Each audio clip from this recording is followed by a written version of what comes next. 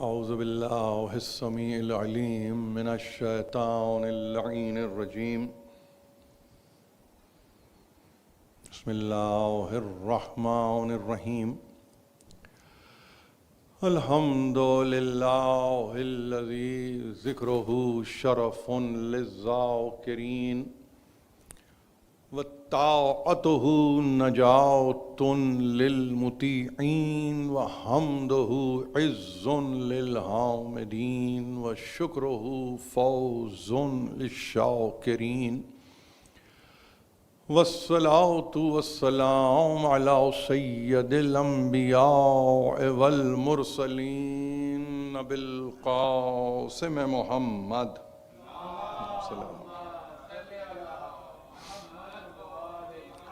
وأهل بيته الطيبين الطاهرين المعصومين المظلومين الذين أذهب الله عنهم الرجس وطهرهم تطهيرا.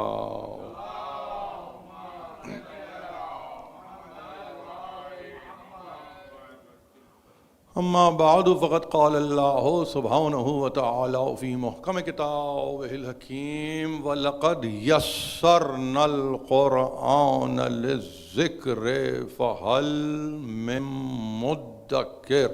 صلوات.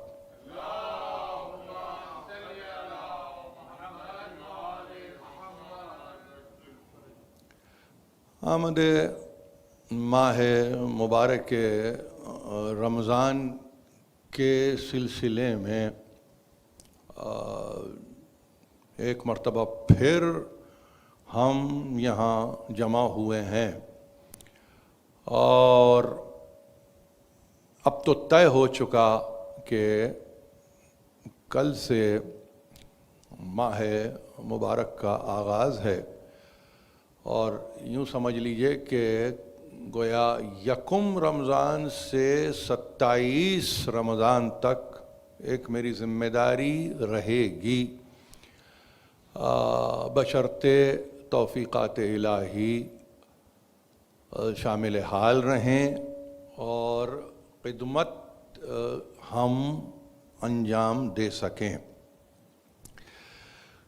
ادارے نے بڑی ذمہ داری کا مظاہرہ کرتے ہوئے ظاہر ہے کہ اس پورے برنامے کا اہتمام کیا ہے قطع نظر اس کے کہ کیا تعداد رہتی ہے. ہمارے لیے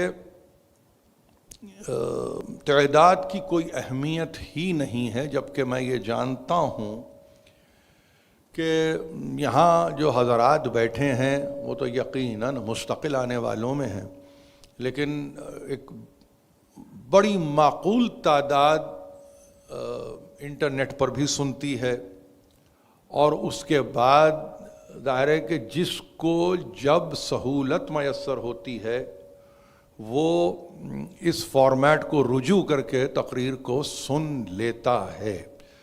یہ اطمینان قلب میرے لیے ہے اور ظاہر ہے کہ مجھے انتہائی ذمہ داری کا مظاہرہ کرنا ہوتا ہے باعتبار وقت اور تقریر کے دورانیے کے تعلق سے بھی. میں ظاہر ہے کہ سوائے اس کے کچھ اور نہیں کہوں گا کہ یہ کل سے ظاہر ہے کہ جو میری تقریریں رہیں گی 2-3 باتوں کو اگر سامعین یہاں اور ناظرین وہاں نوٹ کر لیں کہ کوئی تقریر بھی میری کوشش ہوگی کہ وہ 30 منٹ سے زیادہ کی نہ ہو، اس لیے کہ مجھے متصل رہنا ہے افطار کے وقت کے ساتھ اور بہت ممکن ہے کہ میں 5 منٹ پہلے ہی تقریر کو ختم کروں تاکہ اگر ایک مرتبہ پھر آپ تجدید وضو کرنا چاہیں تو ضرور کریں. دوسری بات یہ کہ ان برناموں میں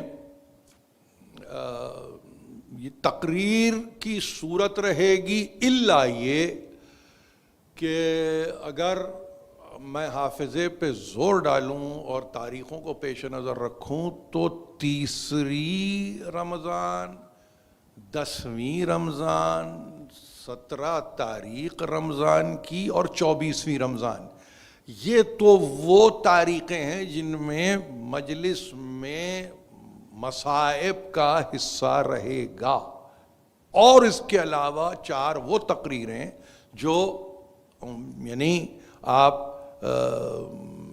امام اولین کے تعلق سے کرتے ہیں، تو گویا اب ہمارے پاس ان تقاریر میں 8 ایسی مجلسیں ہوں گی کہ جس میں میں ظاہر ہے کہ مصائب بھی پڑھوں گا، اور یہ پہلی 4 تاریخیں شب جمعہ کی مناسبت سے میں نے دے دی ہیں، اور یہ تاریخ اس لیے دے دی ہے کہ بعض دفعہ ہمارے ذمہ دار حضرات یہ چاہتے ہیں کہ اس مخصوص مجلس کو ہماری طرف سے کیا جائے، تو بہرحال یہ گنجائش وہاں نکلتی ہے۔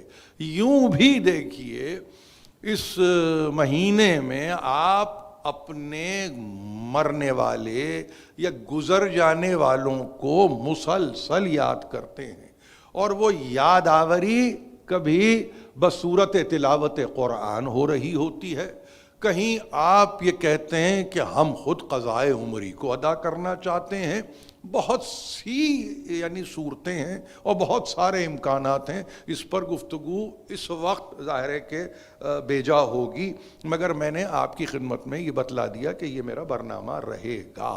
اور یوں تقریر کا دورانیہ اگر آپ کہیں تو عمومی طور پر یہ 30 دقیقے کی ہوگی، اور جہاں ہم یہ سمجھ رہے ہیں کہ مصائب بھی مجلس کا حصہ بنیں گے، وہاں ایک 5 دقیقوں کا اضافہ کر دیجئے تاکہ آپ کے ذہن میں یہ بات رہے۔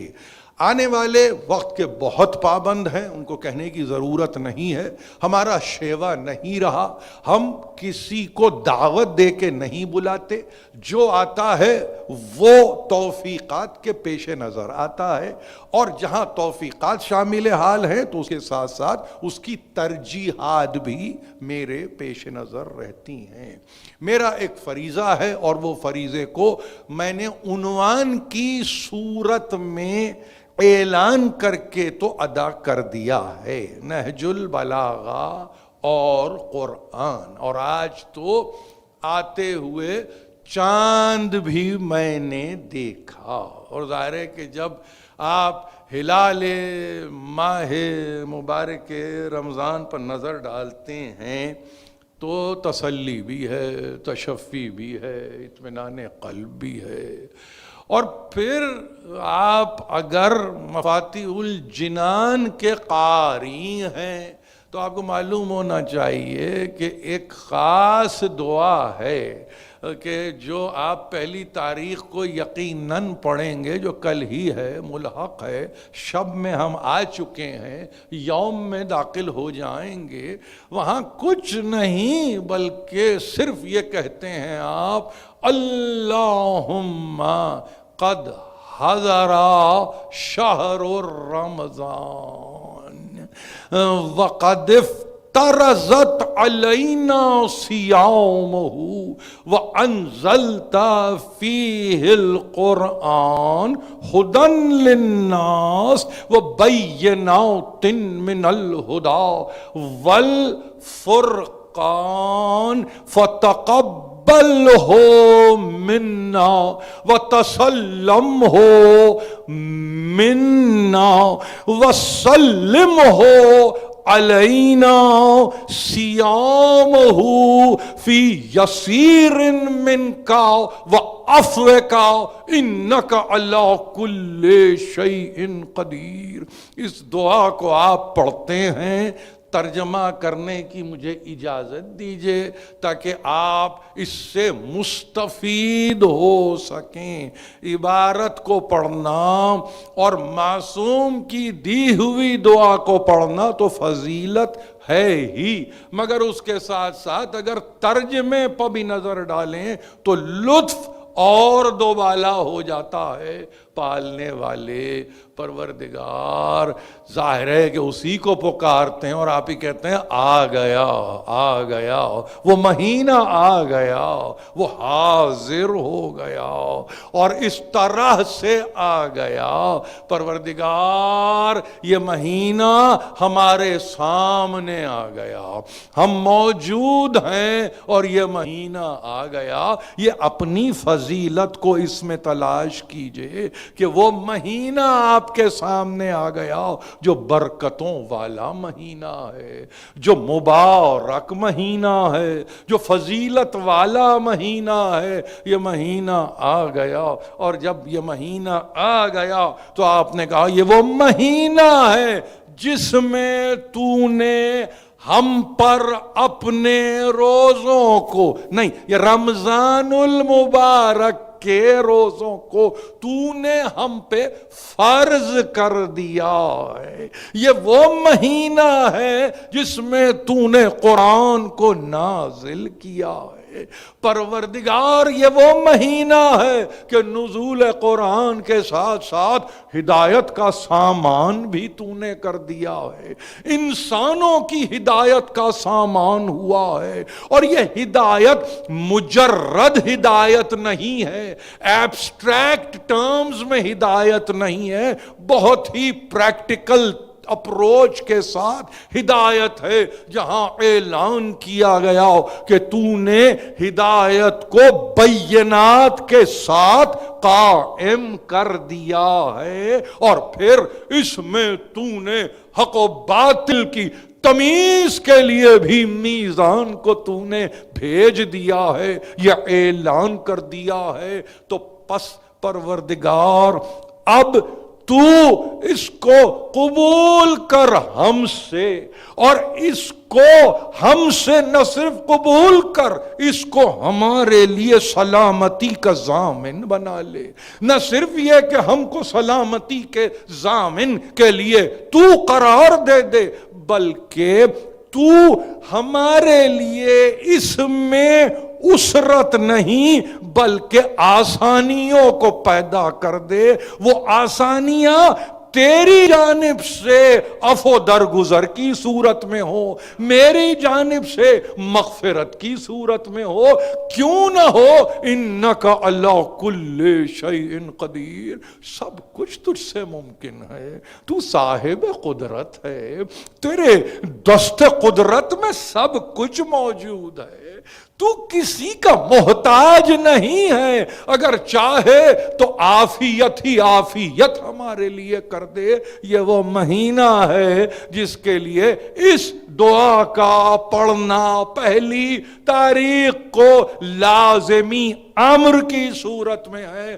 بچوں کو یاد دلائیے، بہنوں کو یہ کہیے کہ یہ دعا ضرور پڑھیں، اس لیے کہ ہمارے پاس یہ کسی رسم کے نتیجے میں دعا نہیں پڑھی جاتی، یہ فرض کے نتیجے میں دعا پڑھی جاتی ہے۔ اگر آپ سے یہ تقاضا کیا جا رہا ہے کہ ہاں دعاؤں کو اپنی زندگی کا محور بناؤ، اسی میں دعا شامل ہے۔ دعا کو زندگی کا محور بناؤ تاکہ تم کسی مشکل میں گرفتار نہ ہو، بلکہ تمہارے لیے آسانی ہی آسانی ہو۔ یہ دعاؤں کا کام ہے، قرآن اس سے الگ نہیں ہے۔ آیت کو آپ نے سنا ہے، سورہ مبارک قمر کی آیت کو سنا ہے، ایک مرتبہ نہیں 4 مرتبہ یہ آیت آئی ہے ایک ہی سورے میں، وَلَقَدْ يَسَّرْنَا الْقُرْآنَ لِلذِّكْرِ فَهَلْ مِن مُدَّكِرٍ، ہم نے قرآن کو آسان کر دیا ہے ذکر کے لیے، کوئی ہے تم میں جو اس سے نصیحت حاصل کر سکے؟ دیکھیے ان باتوں کو سمجھ لیجئے، میرے پاس دن تو بہت ہیں، اطمینان بھی ہے، مگر چونکہ میں چاہتا ہوں کہ ایک ایک آپ کا دقیقہ، ایک ایک آپ کا ثانیہ کام کا ہو، بیکار نہ ہو۔ لہذا اس کو سمجھنے کی ضرورت ہے کہ کیا کہا جا رہا ہے۔ ذکر کے ہم نے قرآن کو آسان کر دیا ذکر کے لیے۔ میں ترجمہ کچھ نہیں کر رہا ہوں، صرف بتا رہا ہوں آج کی حد تک کہ عسر نہیں ہے، یسر ہے۔ قرآن اپنے مقام پر ہے، ذکر اپنے مقام پر موجود ہے۔ پھر اس کے بعد یہ کہنا کہ فہل میں مدکر، کوئی ہے تم میں جو اس سے نصیحت حاصل کرے، کوئی ہے تم میں جو اس سے نصیحت حاصل کر سکے۔ یہ قرآن کی آیت کا ترجمہ قمر میں 4 مرتبہ یہ آیت ہے۔ اگر آپ کو دیکھنا ہے تو دیکھیے کہ کیا کہا جا رہا ہے۔ 17ویں آیت یہی ملے گی، 20ویں آیت یہی ملے گی، 32ویں آیت یہی ملے گی، 40ویں آیت بھی یہی ملے گی۔ تکرار پہ تکرار ہے، اور تکرار اظہار کی صورت میں، وحی ربانی کی شکل میں آپ تک آ رہا ہے۔ اس اہمیت کو سمجھیے، اس اہمیت کو سمجھیے کہ یہ اہمیت کیا ہے۔ ہاں، اس کے ساتھ ساتھ ایک بات کو اور یاد رکھیے، یہ رمضان کا مہینہ ہے۔ رمضان کا مہینہ، عجیب بات یاد آئی، ایک بات کر دوں، اس لیے کہ نوجوان کبھی کبھی ذرا سی ان کی اپروچ بڑی اسٹیٹسٹکس کے حوالے سے بڑی مضبوط رہتی ہے، وہ جاننا چاہتے ہیں۔ تو لطف کی بات یہ دیکھیے کہ اس مہینے کا تذکرہ قرآن میں 1 مرتبہ بعنوان رمضان ہوا، نہج البلاغہ میں اس مہینے کا تذکرہ بھی 1 ہی مرتبہ ہوا ہے۔ میں اس کو تقابل کے لیے پیش نہیں کر رہا ہوں، کہیں ذہن میں یہ نہ آئے کہ یہ مقابلہ ہو رہا ہے۔ یہ مقابلہ نہیں ہے، یہ موازنہ نہیں ہے، یہ تصادم کی صورت نہیں ہے، یہ تقابل کی جگہ نہیں ہے۔ صرف بتانا یہ چاہتا ہوں کہ قرآن 1 مرتبہ کہے شہر رمضان الذی انزل فیہ القرآن ھدی للناس وبینات من الہدی والفرقان، یہ قرآن کہہ رہا ہے بقرہ میں، سب پڑھتے ہیں اس آیت کو صوم کے عنوان کے تحت، ماہ سیام کے عنوان کے تحت، ایام رمضان کے تحت۔ اس میں یہ بھی بتلاتے ہوئے پڑھتے ہیں کہ کیسے اس کو فریضہ قرار دیا گیا، کیسے اس کی گنتی کی گئی، سب کچھ اپنے مقام پر ہے۔ مگر امیر المومنین اللہ مشکلات، مولا کائنات، اسد اللہ الغالب علی ابن ابی طالب علیہ الصلاۃ والسلام،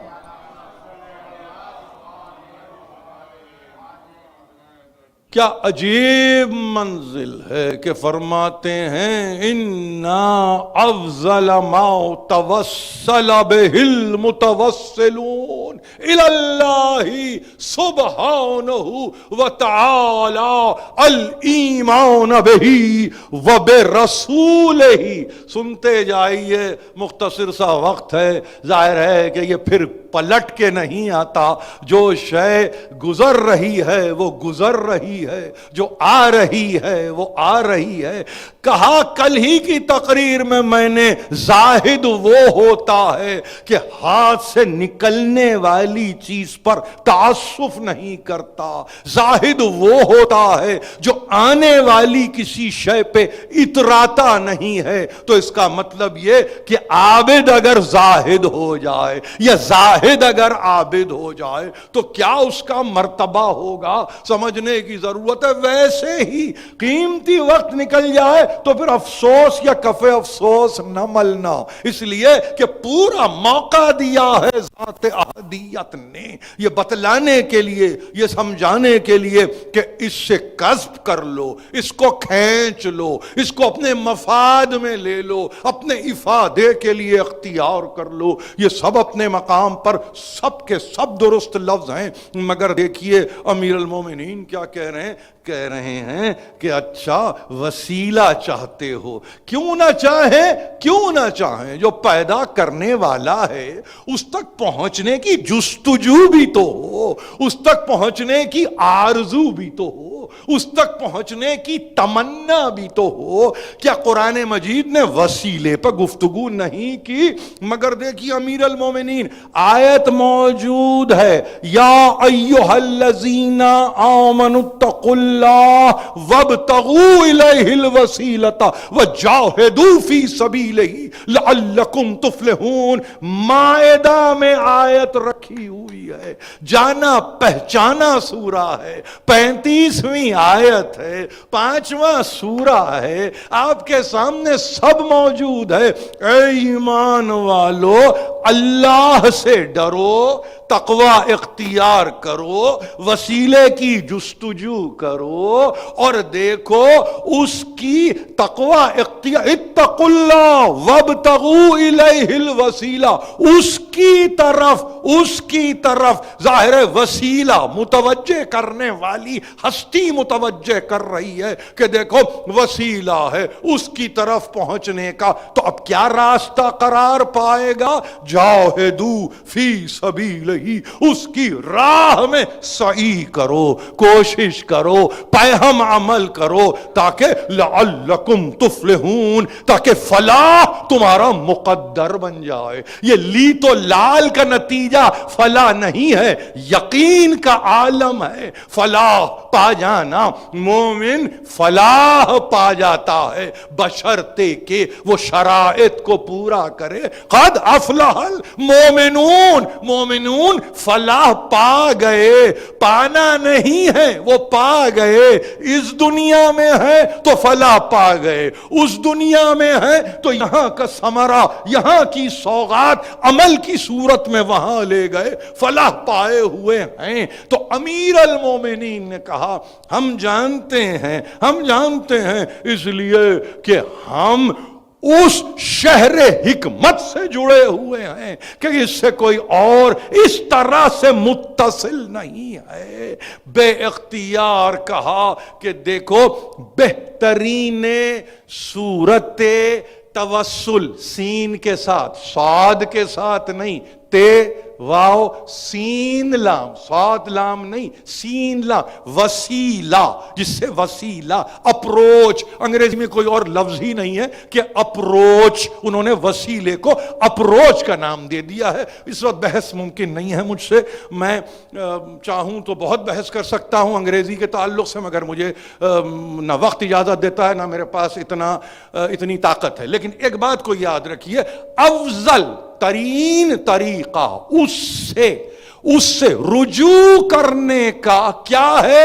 پہلی بات کامن سینس کی بات، الایمان بہی، اس پہ ایمان تو رکھو۔ پہلی صورت وسیلہ، اس پر ایمان، اور اس کے ساتھ ہی ملا کے کہا وَبِرَسُولِهِ، امیر المومنین، اور اس کے رسول پر ایمان۔ دیکھیے بہت اہم بات ہے، اس کو یاد رکھیے، اس کو میں مقدمہ نہیں کہہ رہا ہوں، یہ کوئی 27 تقریروں کا مقدمہ نہیں ہے، یہ مسلسل میں اپنے موضوع میں گزشتہ کل سے نہیں، پیوستہ میں آ چکا ہوں، میں صرف بیان یہ کر رہا ہوں، سمجھیے اس کو کہ وسیلہ، اپروچ، اللہ کی طرف جانا، اس سے یعنی یوں تک کہیے تو غلط نہ ہوگا کہ لقاء الہی کے لیے آمادہ ہو جانا، اس کے لیے ظاہر ہے کہ ہم بتائیں گے، کوئی اور نہیں بتائے گا۔ یعنی ہم سے مراد کون ہے؟ امیر المومنین کہتے ہیں میں بتاؤں گا تم کو کہ کیسے اللہ تک پہنچا جائے۔ پہنچانے والے کی گفتگو ابھی نہیں ہے، تمہیں پہنچنا ہے۔ تو پہلی چیز ایمان بہی و بے رسول ہی، اس پر ایمان اور اس کے رسول پر ایمان۔ اور اس کے بعد کہا کہ ایک بات کو یاد رکھو، یہ دو چیزیں دیکھیے. اب دیکھیے اس میں جس وقت امیر المومنین گفتگو کر رہے ہیں نا، اس میں جو مقدم ہے اس کو سمجھیے، جو مؤخر ہے اس کو سمجھیے، تقدیم و تاخیر کو سمجھیے کہ کیسے آپ کو آگے بڑھنا ہے راہ حق میں.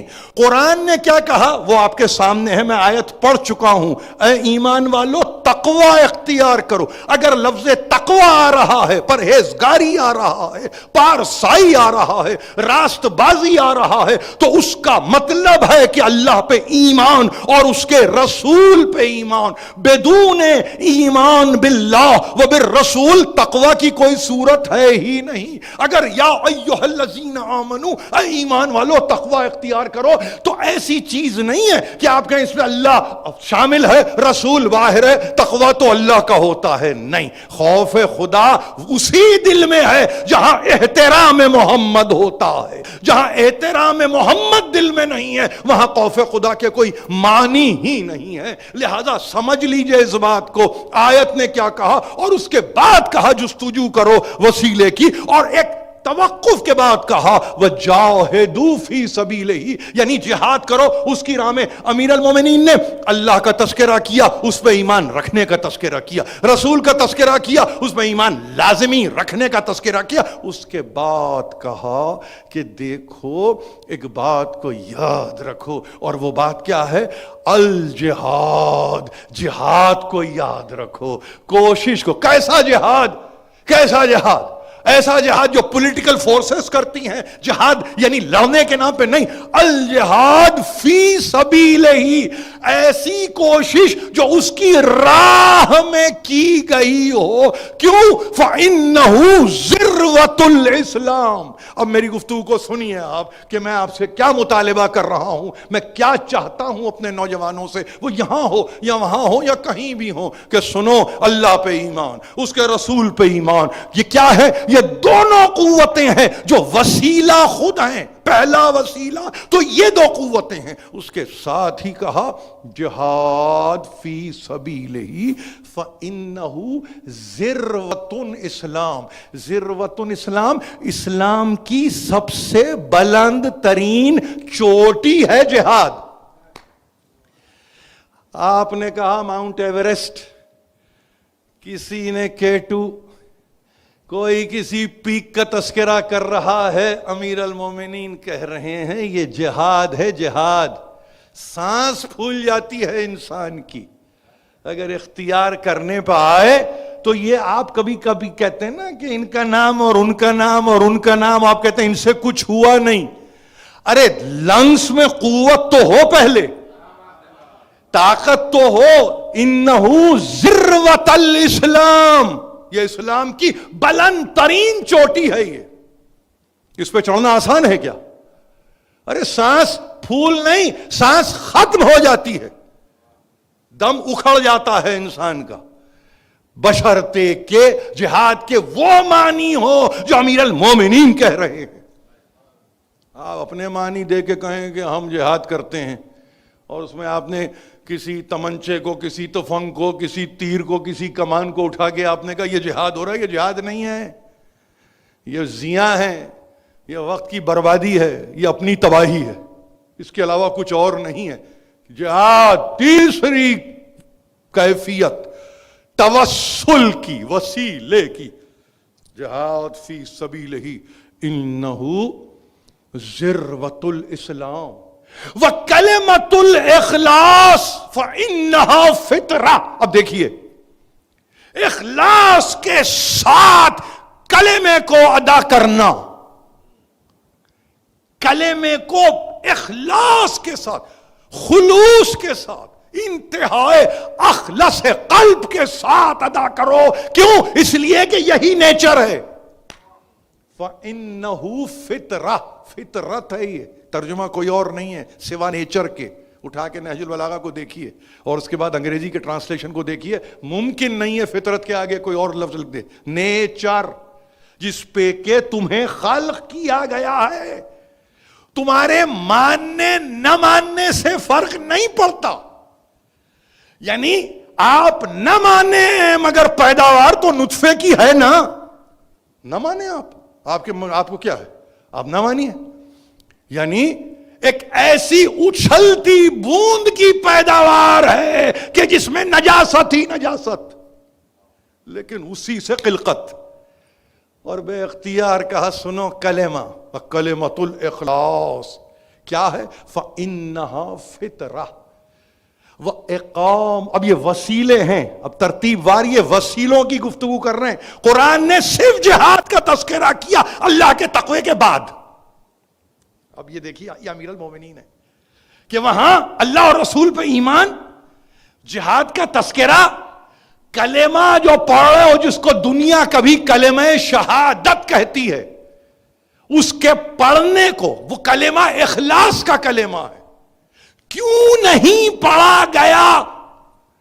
جن سے کہ نہیں پڑھا گیا فقط اس لیے کہ وہ ڈیمانڈنگ کلمہ ہے، وہ چاہتا ہے کہ خلوص ہو. جہاں خلوص نہیں ہوتا وہاں کلمہ نہیں ہے. بات اللہ اور رسول کی شہادت تک ہی روک دیجئے، ولایت پہ نہ جائیے. جو اللہ اور رسول کی شہادت کو خلوص سے ادا نہ کرے اس کے لیے ولایت کے معنی کیا ہیں؟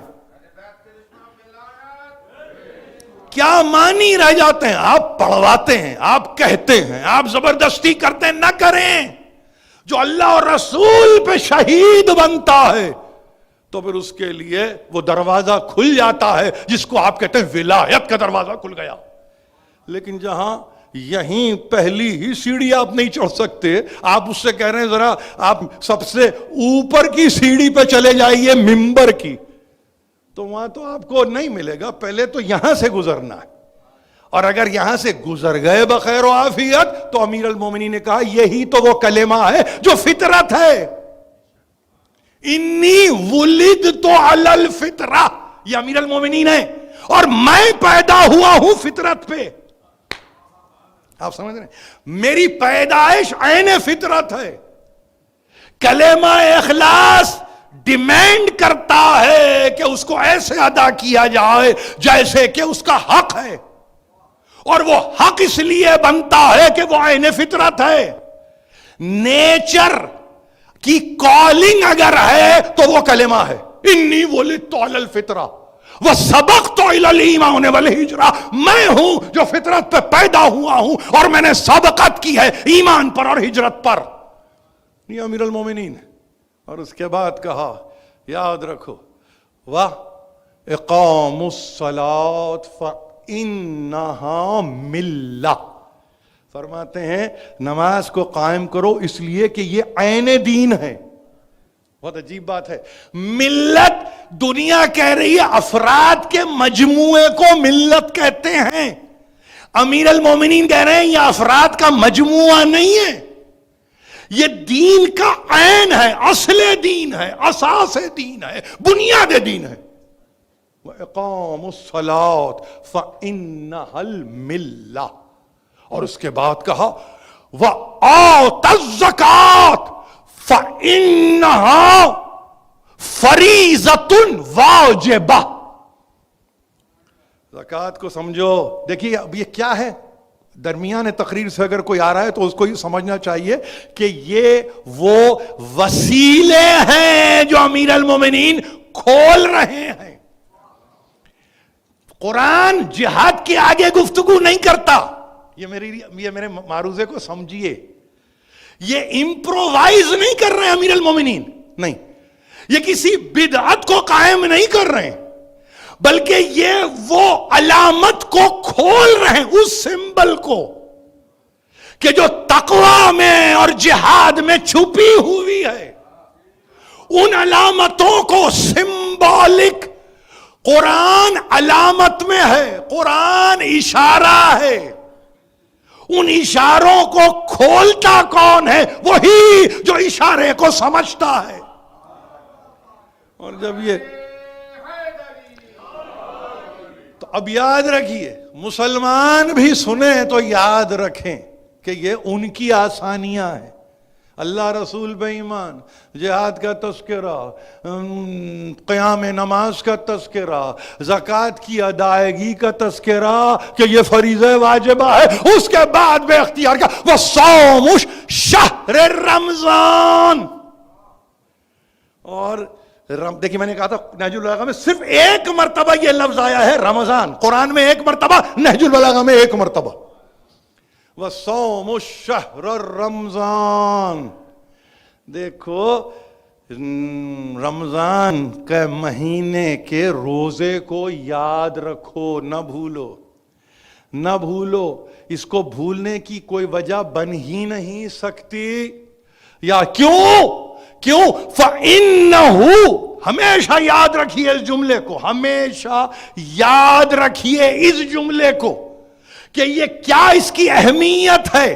فَإِنَّهُ جُنَّةٌ مِّنَ الْعِقَابِ، امیر المومنین قرآن کہہ رہا ہے رمضان کا مہینہ، شہر رمضان، قرآن نازل ہوا، ہدایت کا سامان، بینات الہدا، فرقان۔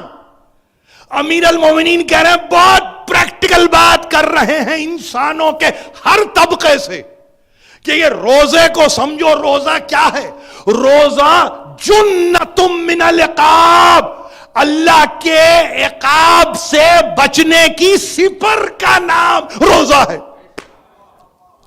اگر شیلڈ کہتے نا آپ، سپر کہتے نا، جنتن، جنت نہیں، جنہ نہیں، جنتن من العقاب، ثواب کی ضد ہے عقاب۔ بہت غور سے سنیے، ثواب کی ضد ہے عقاب۔ تو ہمیشہ یاد رکھیے کہ یہ صوم شہر رمضان کا کیا ہے؟ یہ تمہارے لیے یہ ایک شیلڈ کا کام کرتا ہے اس کے عذاب کے مقابلے پر۔ تو اس شیلڈ کو پہنو تاکہ اس کے عقاب سے محفوظ رہو۔ یعنی دوسرے معنی کیا ہوئے؟ ثواب ہی ثواب ہے، ایک روزے کو اختیار تو کرو۔ امیر المومنین، اور اس کے بعد بے اختیار کہا دیکھو افیزو فی ذکر اللہ، دیکھو قدم بڑھاؤ ذکر الہی میں، قدم بڑھاؤ آگے کی جانب۔ کیوں؟ فَإِنَّهُ أَحْسَنِ الذِّكْرِ، اللہ کے ذکر کے لیے قدم آگے بڑھاؤ، اس لیے بڑھاؤ کہ اس سے بہترین تذکرہ کوئی اور نہیں ہے۔ فَإِنَّهُ أَحْسَنِ الذِّكْرِ، اور اس کے بعد کی منزل نہج البلاغہ اور قرآن۔ دیکھو تعلم القرآن فَإِنَّهُ أَحْسَنَ الْحَدِيثِ۔ امیر المومنین دیکھو قرآن کا علم حاصل کرو کہ اس سے بہترین کوئی بات ہی نہیں ہے، اس سے بہترین کوئی قول ہی نہیں ہے، اس سے بہترین کوئی حدیث ہی نہیں۔ اب دیکھ رہے ہیں آپ یہ لفظ قرآن، میں نے کیا کہا ہے کہ میرا عنوان ہی ہے کہ جہاں جہاں امیر المومنین اس لفظ کو استعمال کریں گے، اس اسم خاص کو استعمال کریں گے، میں ہو سکتا ہے پیچھے سے، یا ہو سکتا ہے درمیان سے، یا ہو سکتا ہے کہ ایک مرتبہ پھر پلٹ کے آؤں اس لفظ کی خاطر، تاکہ ہمارے بچوں کو سمجھ میں تو آئے کہ ان ریفرنس کیا بات ہو رہی ہے۔ قدم آگے بڑھاؤ اللہ کے ذکر میں، افیزو فی ذکر اللہ فإنہ احسن الذکر، اس سے بہترین تذکرہ نہیں ہے۔ دیکھو قرآن کا علم حاصل کرو، کیوں؟ فَإِنَّهُ أَحْسَنَ الْحَدِيثِ، اس سے بہتر کوئی کلام ہے ہی نہیں۔ اب مجھے نہیں معلوم علم کلام کہاں رہ جاتا ہے اس کے بعد، مجھے نہیں معلوم کہ فلسفے کا علم کہاں رہ جاتا ہے اس کے بعد، مجھے نہیں معلوم کہ دنیا میں آنے والے اور کہنے والے کہ نالج اس کو کہتے ہیں۔ نہیں، امیر المومنین اِنَّهُ أَحْسَنَ الْحَدِيثِ، یہ حسن حدیث نہیں ہے، یہ احسن حدیث ہے۔ ہمیشہ کمال کی طرف لے گئے امیر المومنین۔ اور دیکھو ایک بات کو یاد رکھو، یاد رکھنے کی بات ہے، وَتَفَقَّهْ فِيهِ فَإِنَّهُ رَبِيعُ الْقُلُوبِ، فقط پڑھ لینا نہیں ہے اس کا۔ قرآن کہہ دیا کہ احسن الحدیث ہے تو آپ نے اس کو بند کر کے پھر اوپر رکھ دیا، نہیں، تفقہ کرو اس میں، وَتَفَقَّهُ۔ کیوں؟ دیکھیے میں ہمیشہ یاد رکھیے، شیخ صدوق اگر علل الشرائع دے رہے ہیں تو نتیجہ کس کی فکر کا ہے وہ سمجھیے. شریعت کی علتیں شیخ صدوق نے نہیں دی ہیں، معصومین سے لے کے دی ہے، شریعت کی علت کو سمجھایا ہے. نماز کیوں، روزہ کیوں، حج کیوں، زکوٰۃ کیوں، خمس کیوں، جہاد کیوں، امر بالمعروف کیا، نہی عن المنکر، اس کی علت کیا ہے؟ آپ سمجھ رہے؟ تفقہ، قرآن احسن کلام ہے، اب اس میں فکر کرو. افلا یتدبرون القرآن ام علی قلوب اقفالها، کیا ہو گیا تم کو، تم قرآن میں غور و فکر نہیں کرتے؟ کیا دلوں میں تالے پڑے ہوئے ہیں؟ یہ قرآن ہے. آ جائیے تفقہ، اس میں تفقہ کرو، غور کرو، فکر کرو، اپنے آپ کو اس میں غلطاں کر دو، اپنے آپ کو اس میں ڈبو دو، اپنے آپ کو اس میں بھگو دو، اپنے آپ کو اس میں فنا کر دو. تفقہ، فَإِنَّهُ، یہ ترجمہ سنی، فَإِنَّهُ رَبِيعُ الْقُلُوبِ. ربیع الاول سنا ہے آپ نے، ربیع الثانی آپ نے سنا ہے، یہ ربیع القلب آپ نے نہیں سنا، یہ ربیع القلوب ہے. یہ تو دلوں کی بہار ہے، اس لیے اس میں غور کرنا لازمی ہے. امیر المومنین نے تفقہ کے لیے کہا ربیع القلوب، دلوں کی بہار ہے قرآن میں غور کرنا. یعنی اس کا مطلب یہ، جس نے جتنا قرآن میں غور کیا وہ خزاں رسیدہ دل نہیں ہوتا، اس دل تک خزاں نہیں پہنچتی، اس دل میں ہمیشہ بہار رہتی ہے. تفقہ فیہ فإنہ ربیع القلوب. یاد رکھو دل کی بہار ہے تفقہ. تفقہ دل کی بہار، یہ قرآن کے تعلق سے. اور یاد رکھو ایک بات اور، یاد رکھو کہ اس کو مطلوع کرو. یاد رکھو وَأَحْسَنَ تِلَاوَتِهِ فَإِنَّهُ أَحْسَنُ الْقَصَصِ. اس کی تلاوت اتنی خوبصورتی سے کرو کہ جس کے نتیجے میں یہ کہہ رہا ہوں، کیوں اس کی تلاوت خوبصورتی سے ہونی چاہیے؟ کیونکہ اس سے بہترین کوئی قصہ ہے ہی نہیں. امیر المومنین احسن تلاوتہ فإنہ احسن القصص. یاد رکھو، ہمیشہ یاد رکھو. اور دعا ایک آخری منزل پہ آ جائیے، اور وہ منزل کیا ہے؟ وَاسْتَشْفُوا بِنُورِهِ فَإِنَّهُ شِفَاءُ الصُّدُورِ. اس کے روشنی سے اپنی شفا کو تلاش کرو، اس لیے کہ دلوں میں چھپی ہوئی بیماریوں کا معالج قرآن ہے، کچھ اور نہیں.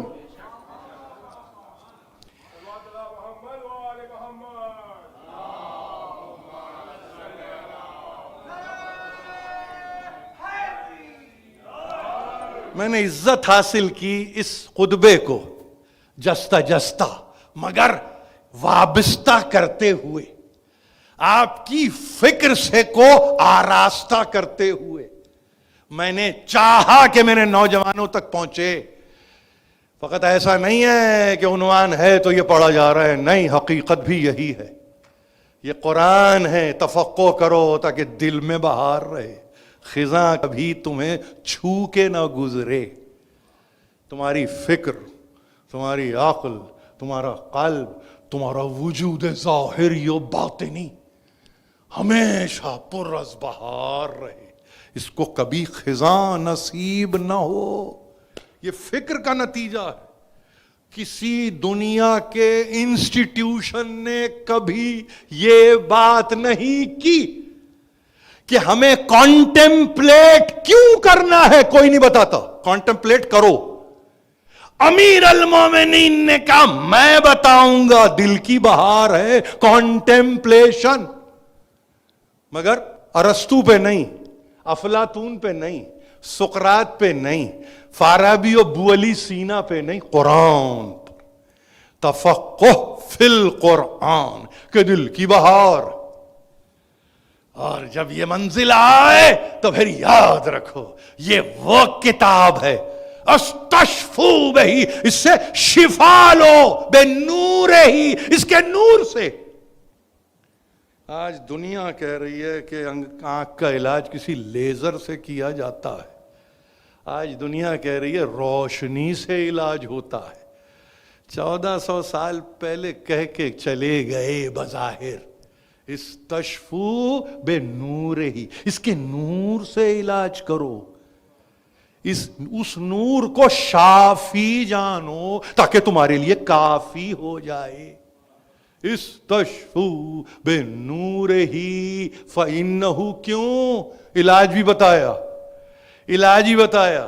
آج آپ کہہ رہے ہیں کہ بڑی انویسو سرجری ہوتی ہے، آج آپ مجھے بتا رہے ہیں امیر المومنین نے کہا ایسا علاج کہ اس کے لیے کسی باہر کے معالج کی ضرورت ہی نہیں ہے، تم خود اپنے معالج بنو۔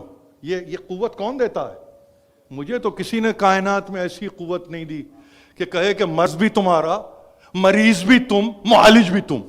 مجھے بتاؤ لا کے دنیا میں مجھے لا کے بتائیں میرے نوجوان، یہ تینوں کمپوننٹ کو سامنے رکھ کے مجھے بتائیں کون ہے ایسا ایک، اولین و آخرین میں ایک، کہ جس نے کہا نور سے، اس کے نور سے اپنی شفا۔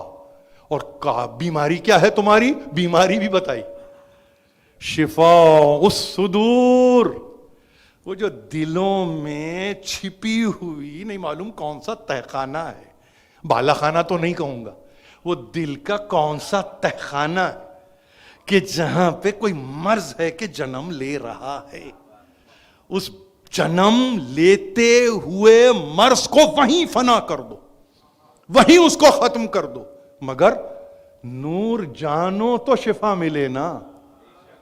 تو جو قرآن کو نور جانتا ہے وہ رسول کو بھی نور جانتا ہے، جو رسول کو نور جانتا ہے وہ قرآن کو بھی نور جانتا ہے۔ تو ایمان ہے تو شفا موجود ہے۔ اور سینے کی، دل کی آرٹریز کے بلاک ہونے کی بات نہیں کی ہے، آپ سے مین آرٹری کا تذکرہ نہیں کیا ہے، ابھی تو ڈاکٹر کی نگاہ وہاں تک پہنچی ہی نہیں ہے کہ جن جن بیماریوں کا تذکرہ کر رہے ہیں بلائیے کسی ڈاکٹر کو، کہو کہ بغض کی بیماری ہے علاج کرو، نفاق ہے دل میں علاج کرو، تو وہاں علاج کرنے والے کہے گا یہ ہم نے بیماریاں نہیں سنی، اس کو خود دور کرو، بلکہ اس معالج کو دیکھو کہ جو معالجہ جانتا ہو۔ ہمیں یہ نہیں پڑھایا گیا، مگر ہمیں پڑھایا گیا بغض علی نہ رکھنا، منافقت کو دل میں جگہ نہ دینا، کینے کو پرورش پانے نہ دینا، اور اس کا علاج ہی ہے کسی سے محبت کرتے رہنا۔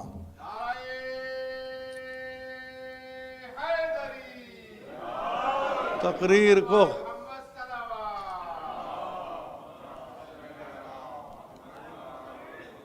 اور آخری جملے کو اور وضاحت کر دوں، اس لیے کہ ہمارے یہاں نوجوان اوسجا عابدی ہیں، میں چاہتا ہوں کہ ان کا نام لے کے بتاؤں، جنہوں نے ان کو نہیں سنا وہ ضرور سنیں، اس لیے کہ فقط ایسا نہیں ہے کہ نام لے رہا ہوں کسی کی محبت میں، نہیں، بالکل بھی نہیں۔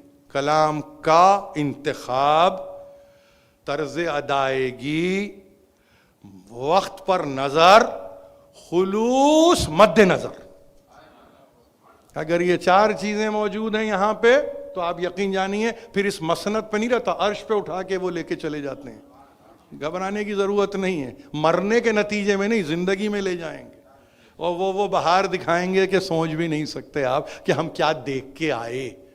3 دن پہلے دبیر پہ گفتگو کر چکا ہوں تو مجھے اب کہنے کی ضرورت نہیں ہے، احسن تلاوت ہی فإنہ احسن القصص، بہترین حسین تلاوت اس کی کرو، حسن ہی حسن ہو اس تلاوت میں، قبح کا پہلو نہ ہو۔ آج آپ حیران ہوں گے، ہمیں نہیں معلوم کہ اس کی ریسیٹیشن دلوں کو کیسے موڑ دیتی ہے، ہم نہیں جانتے، خدا کی قسم کھا کے کہہ رہا ہوں، آپ کسی قاری باسط کا تذکرہ کر رہے ہیں، کوئی قاری مشری کا تذکرہ کر رہا ہے، کوئی کسی ایرانی قاری کا تذکرہ کرتا ہے، کوئی کسی اجمی قاری کا تذکرہ کرتا ہے، کوئی کسی ہندوستان و پاکستان کا تذکرہ کرتا ہے، مجھے نہیں معلوم، اس میں اسٹڈی کی ضرورت ہے۔ امیر المومنین کہہ رہے ہیں کہ احسن تلاوت ہو تاکہ بہترین اس کے قصے تم پر کھلتے چلے جائیں۔ تلاوت قصوں کو حسن عطا کر دیتا۔